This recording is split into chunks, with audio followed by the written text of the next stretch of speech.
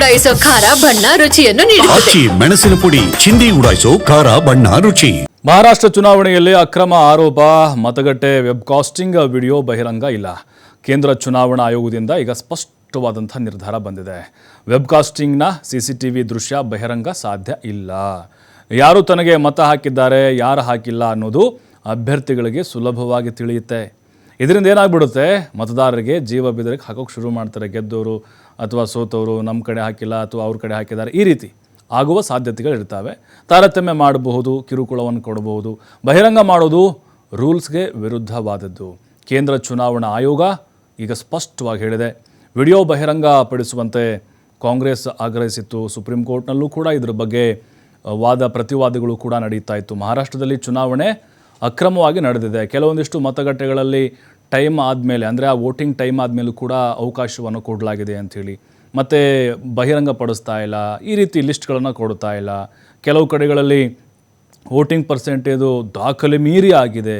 ಹೀಗೆ ಕೆಲವು ಆರೋಪಗಳನ್ನು ಕಾಂಗ್ರೆಸ್ ನಾಯಕರು ಮಾಡ್ತಾಯಿದ್ರು. ಈವನ್ ರಾಹುಲ್ ಗಾಂಧಿ ಸೇರಿದಂತೆ ಸಾಕಷ್ಟು ಜನರು. ಈಗ ಅಲ್ಲಿ ಕೋರ್ಟ್ ಕೂಡ, ಸುಪ್ರೀಂ ಕೋರ್ಟ್ ಭಾಳ ಸ್ಪಷ್ಟವಾಗಿ ಹೇಳಿತ್ತು, ಚುನಾವಣಾ ಆಯೋಗ ಇದ್ರ ಬಗ್ಗೆ ಸ್ಪಷ್ಟನೆ ಕೊಡಬೇಕು ಅಂತ ಈಗ ಕ್ಲಾರಿಟಿ ಕೊಟ್ಟಿದೆ.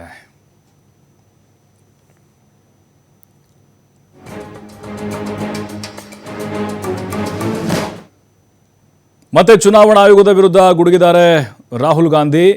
ಉತ್ತರಿಸಬೇಕಾದಂಥವರು ಸಾಕ್ಷಿ ನಾಶ ಮಾಡಲು ಹೊರಟಿದ್ದಾರೆ. ಮತದಾನಕ್ಕೆ ಸಂಬಂಧಪಟ್ಟಂತಹ CCTV ಕ್ಯಾಮ್ರಾ, ದೃಶ್ಯಾವಳಿ, ವೆಬ್ಕಾಸ್ಟಿಂಗ್, ಇತರೆ ವಿಡಿಯೋವನ್ನು ಅಳಿಸಲು ಸೂಚಿಸಲಾಗಿದೆ. ವೋಟಿಂಗ್ ನಡೆದಂಥ 45 ದಿನಗಳ ಬಳಿಕ ಅಳಿಸಿ ಹಾಕೋಕ್ಕೆ ಹೇಳಿದೆ. ತನ್ನ ಎಲ್ಲ ರಾಜ್ಯ ಚುನಾವಣಾ ಅಧಿಕಾರಿಗಳಿಗೆ ಸೂಚನೆ ನೀಡಿದೆ. 1 ವರ್ಷ ಏನು ಆ ಕಾಪಿಟ್ಟುಕೊಳ್ಳುವಂತಹ ಬದಲು 45 ದಿನಗಳಲ್ಲಿ ಡಿಲೀಟ್ ಯಾಕೆ ಮಾಡಿದ್ದಾರೆ? ಕಾಪಿ ಮಾಡಬೇಕಾಗಿತ್ತಲ್ವ? ಯಾರು ಜನರ ಪ್ರಶ್ನೆಗಳಿಗೆ ಉತ್ತರ ನೀಡಬೇಕಾಗಿತ್ತೋ ಅವರೇ ಸಾಕ್ಷಿ ನಾಶಕ್ಕೆ ಮುಂದಾಗಿದ್ದಾರೆ ಅಂತ ಟ್ವೀಟ್ ಮಾಡಿ ರಾಹುಲ್ ಗಾಂಧಿ ತಮ್ಮ ಬೇಸರವನ್ನು ವ್ಯಕ್ತಪಡಿಸಿದ್ದಾರೆ.